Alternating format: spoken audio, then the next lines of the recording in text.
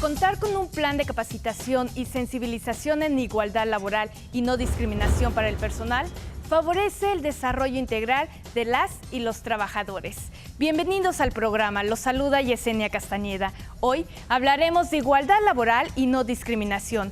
¿Ustedes han padecido de discriminación laboral o conocen algún caso? Veamos qué opinan algunas personas aquí en Ley de Vida.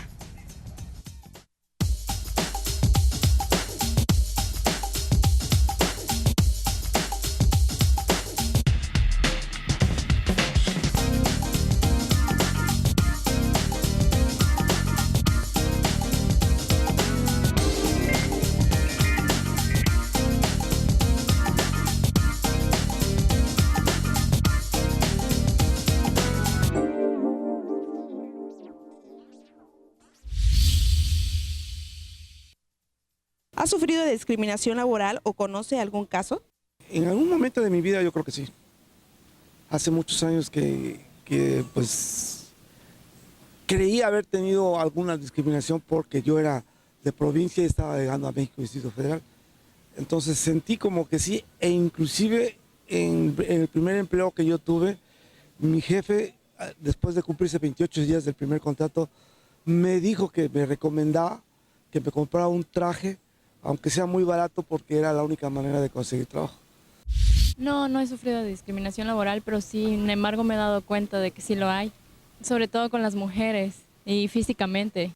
Sí, conozco algunos casos de algunos, pues, personas que vienen de otro país, como los que vienen de Honduras y que no les quieren dar trabajo por lo mismo, que vienen de otro país.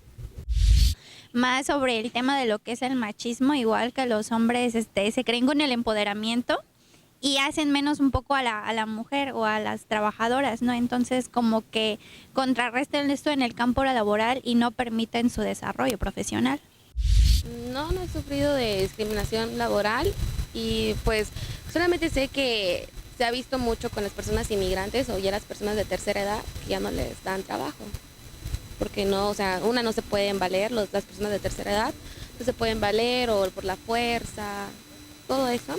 Y pues los inmigrantes porque no tienen su documentación o solamente porque nos ven que no son de acá.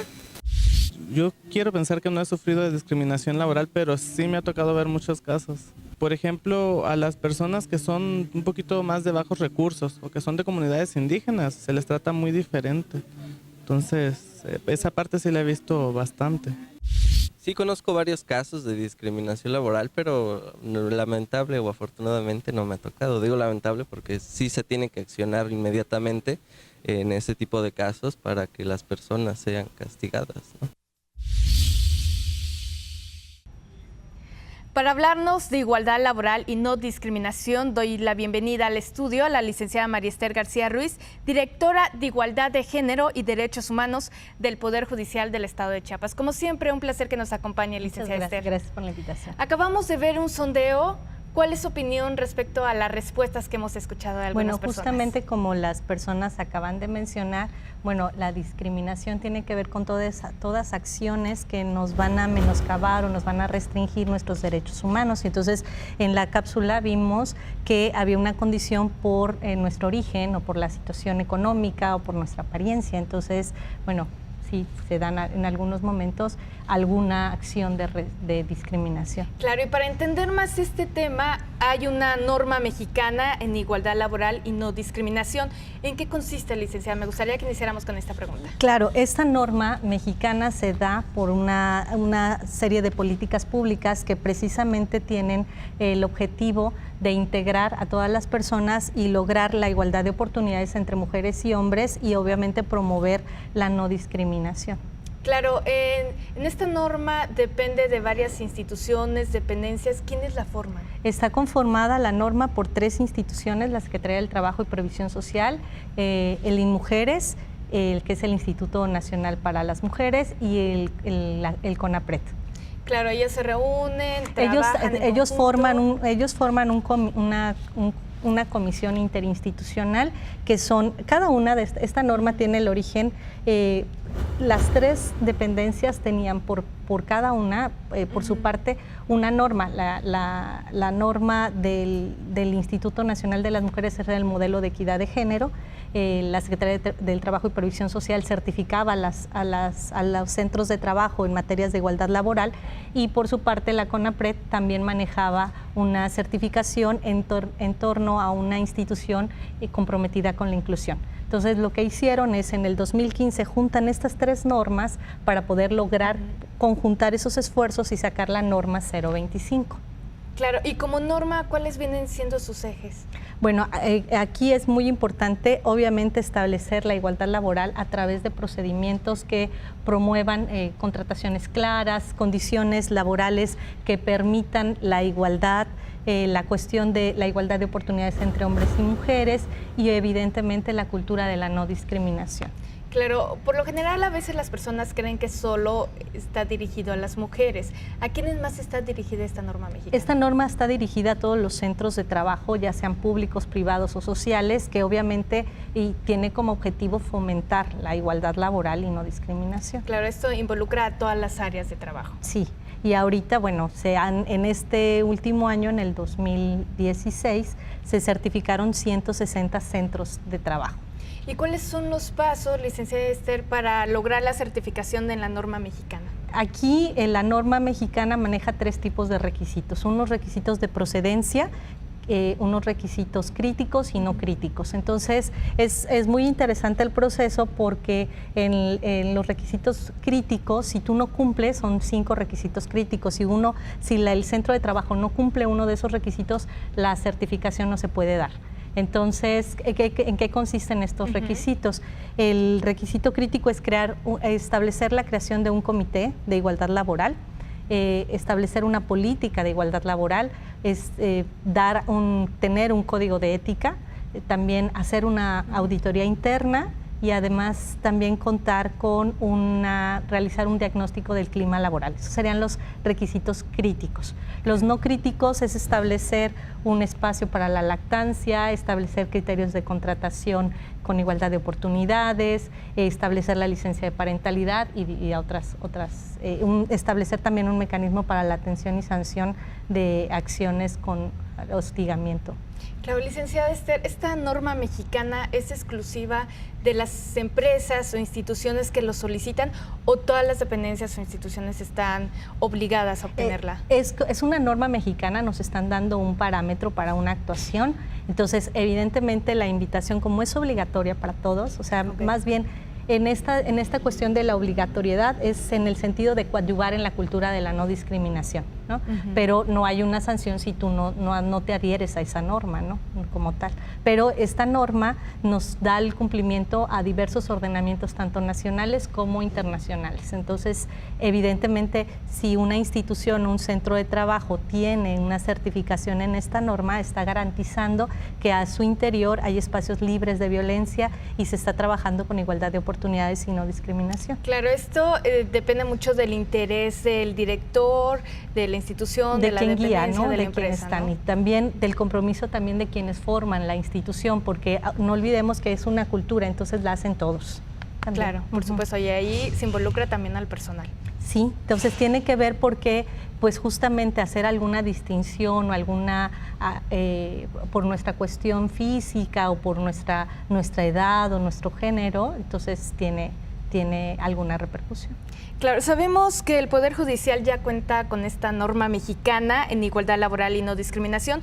Me gustaría, licenciada Esther, que nos platicara cuáles son las acciones que han llevado al Poder Judicial para obtener y sobre todo mantener esta certificación. Bueno, esta certificación se obtuvo el 5 de diciembre del 2016. Es esta nueva certificación porque el Poder Judicial ya había sido certificado en el 2013 con el modelo de equidad de género y recertificado en el 2015. Entonces, bueno, ahí estamos viendo cómo el magistrado presidente Rutilio Escandón está haciendo en un evento en la Ciudad de México, donde acudieron todos los representantes de los centros de trabajo, de estos 160 centros de trabajo, para obtenerla, le están haciendo la entrega de la certificación. Entonces, en el ámbito de nosotros, del Poder Judicial, el Estado de Chiapas, el tribunal, fue el primer tribunal certificado a nivel nacional en esta norma. Y bueno, eso es algo que es muy loable, ¿no?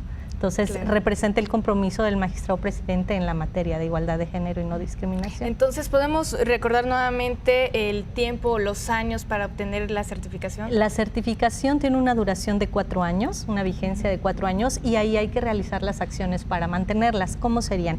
Bueno, el tribunal o el Poder Judicial mantiene la licencia de parentalidad, este reconocimiento a los padres que tienen en el nacimiento, a los 30 días posteriores al nacimiento de su hija o hijo, tienen derecho a 10 días para estar con ellos, ¿no? 10 días con goce de sueldo y 10 días hábiles.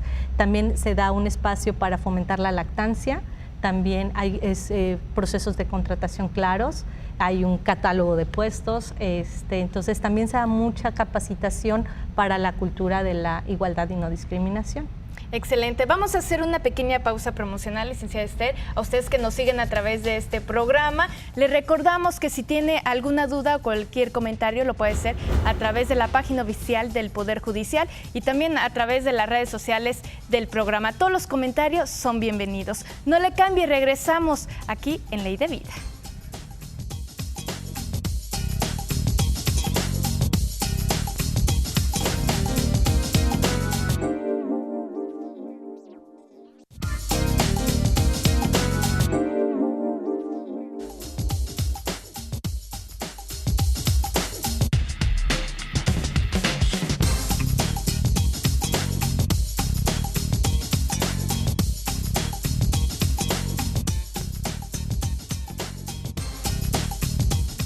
Gracias por continuar con nosotros y para aquellas personas que acaban de prender la televisión, estamos hablando de igualdad laboral y no discriminación y nos acompaña en el estudio la licenciada María Esther García Ruiz. Ella es directora de Igualdad de Género y Derechos Humanos del Poder Judicial del Estado de Chiapas. Vamos a continuar con este tema tan interesante, licenciada, y me gustaría que nos platicara cuál es la política o el código de ética para esta norma mexicana. Sí, la política que se realizó para este procedimiento de la certificación en esta norma, y me voy a permitir leerla, sí, claro, es la siguiente. Quienes integran al Consejo de la Judicatura del Estado de Chiapas se comprometen a que en el Poder Judicial del Estado se desarrollen acciones que fomenten la igualdad de oportunidades entre mujeres y hombres, logrando un trabajo justo, equitativo y de excelencia que propicie un ambiente laboral libre de cualquier tipo de violencia, hostigamiento y discriminación, quedando estrictamente prohibido cualquier forma de maltrato, violencia o segregación de las autoridades del centro de trabajo hacia el personal y entre el personal en materia de ¿qué? De apariencia física, cultura, discapacidad, idioma, sexo, género, edad, condición social, condición económica, color de piel, características genéticas, identidad o filiación política, preferencias sexuales, situación familiar, responsabilidades familiares o cualquier otro acto discriminatorio que atente contra la dignidad humana, logrando con ello una mayor competitividad organizativa, corresponsabilidad de la vida laboral y familiar, y con una visión de servicio en la impartición de justicia y el respeto pleno a los derechos humanos. Esta política tiene los siguientes principios: el respeto a las diferencias individuales de cultura, religión y origen étnico, la promoción de la igualdad de oportunidades y el desarrollo para todo el personal, que también en los procesos de contratación se busquen otorgar las mismas oportunidades de empleo a las personas candidatas sin que importe la raza, el color, la religión, el género, la orientación sexual, el estado civil o conyugal, ¿no? O cualquier otra situación.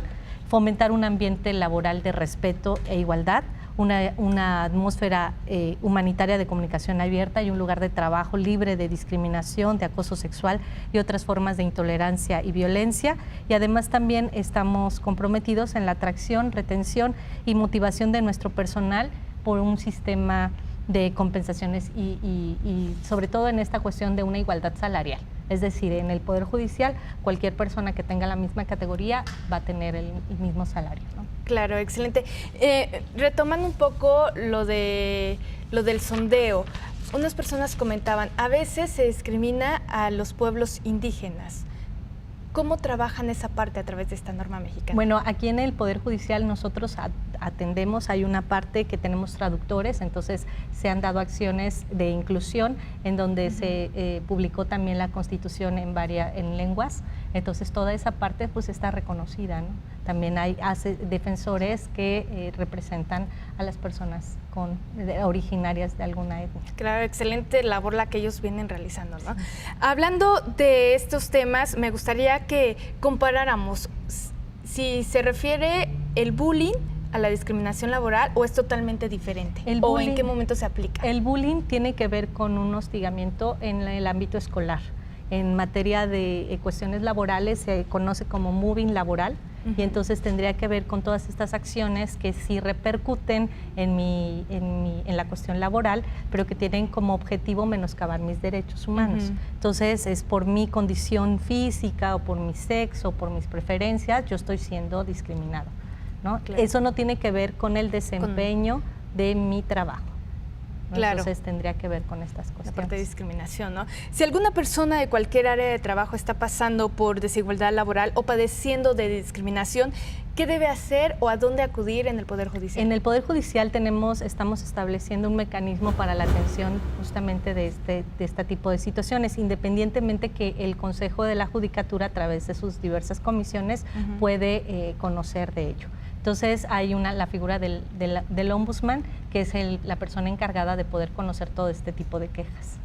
Claro, estamos por finalizar el programa. Me gustaría que nos platicara cuáles han sido los mecanismos para prevenir, atender y sancionar las prácticas de discriminación y violencia laboral en el Poder Judicial. Bueno, justamente como estábamos ahorita mencionando, en un primer momento está contemplado en el Poder Judicial. Esta es una de las acciones, estamos viendo en pantalla, para fomentar y sensibilizar la cultura de la no discriminación. Ahí participó el magistrado presidente con los magistrados constitucionales y los consejeros, además de acompañados de todo el personal, manifestando diversas frases que tienen que ver con la inclusión y la no discriminación. Por ejemplo, en la cuestión de no discriminamos por cuestiones de edad, por cuestiones de apariencia física, ¿no? Una serie de cuestiones que tienen que ver con ir fomentando la cultura de la no discriminación, ¿no? Y la igualdad.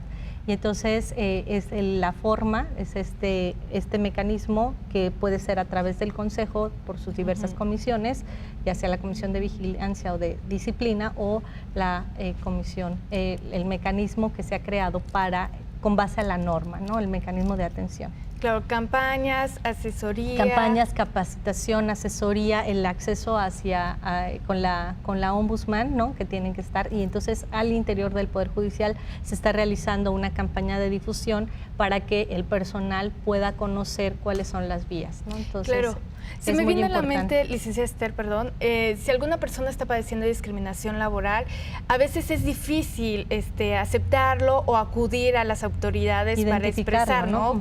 ¿Cómo identifican ustedes esos puntos o a las personas que están padeciendo? Acá la persona que está padeciendo, que se queja de padecer una discriminación, acude ante la ombudsman, quien realiza un procedimiento de investigación. O sea, hay que verificar que lo que está diciendo, se esté dando, ¿no? Entonces es ahí donde empieza todo este sistema de investigación. Y en dado caso de que sea cierto, ¿hay alguna asesoría psicológica? Sí, dependiendo si las condiciones hay. También nosotros en el Poder Judicial contamos con psicólogos, y entonces si el caso lo amerita también se remite. Excelente. Pues antes de despedirnos, licenciada Esther, y a ustedes que nos siguen a través de este espacio, me gustaría que vayamos con nuestra compañera Montserrat Arango, ya que nos va a presentar las breves del Poder Judicial. No le cambie. Gracias, Yesenia, es un gusto estar de nueva cuenta con ustedes. El día de hoy hablaremos de las recientes inauguraciones de las salas de audiencias orales en justicia para adolescentes y en justicia terapéutica. Acompáñenos a ver la información. Con la finalidad de continuar fortaleciendo y materializar los acuerdos derivados de las reformas constitucionales, el magistrado presidente Rutilio Escandón inauguró en fechas recientes la primera sala de audiencias de tipo oral en justicia para adolescentes en la ciudad de Berriozábal, renovando así la justicia para menores en la entidad. Recorrió las instalaciones del Centro de Internamiento Especializado para Jóvenes Villa Crisol, donde pudo constatar el buen servicio que se ofrece y las oficinas dignas con las que se cuenta ahora. Por otro lado, en la ciudad de Tuxtla Gutiérrez, inauguró la sala de audiencias de justicia terapéutica que permitirá disminuir la reincidencia en los delitos a través de la rehabilitación, que no precisamente será por adicciones, sino también en los estilos de conducta. Los invitamos a que sigan todas nuestras actividades en www.poderjudicialchiapas.gov.mx y redes sociales. Soy Monse Arango y estas fueron las breves del Poder Judicial. Volvemos contigo, Yesenia. Gracias, Monse. Y bueno, para ir finalizando el programa, licenciada Esther, ¿cuál es la importancia de que el personal participe en estas campañas, en estas actividades para detectar esos puntos rojos, ¿no?, de discriminación? Bueno, es muy importante la participación de todas y todos en el Poder Judicial, porque finalmente todas hacemos la cultura de la igualdad, ¿no? Entonces no es, si nada más algunas personas están con esta sensibilización, pues obviamente queda aislado. Entonces es necesaria la participación de todos para poder lograr una sociedad incluyente, para ir formando trabajadores y trabajadoras que están conscientes de la no discriminación, ¿no?, y de fomentar la cultura de la igualdad. Excelente. ¿Algún comentario final? No, pues muchas gracias, y a fomentar la cultura de la igualdad, ¿no? Esa es la invitación a que no hagamos alguna distinción por alguna característica o por alguna condición. Perfecto, pues agradecemos la participación de la licenciada María Esther García Ruiz, directora de Igualdad de Género y Derechos Humanos del Poder Judicial del Estado de Chiapas. Los invito a que nos acompañen en la siguiente emisión del programa, ya que estaremos hablando de mediación a distancia. Seguramente ustedes ya han escuchado algo en casa. Daremos todos los detalles en el próximo programa. Agradecemos también la colaboración de Aquino Atelier por el diseño de vestuario y a Mex Estudio de Belleza por el diseño de imagen. Se despide de ustedes Yesenia Castañeda, que tenga una excelente tarde. Hasta luego.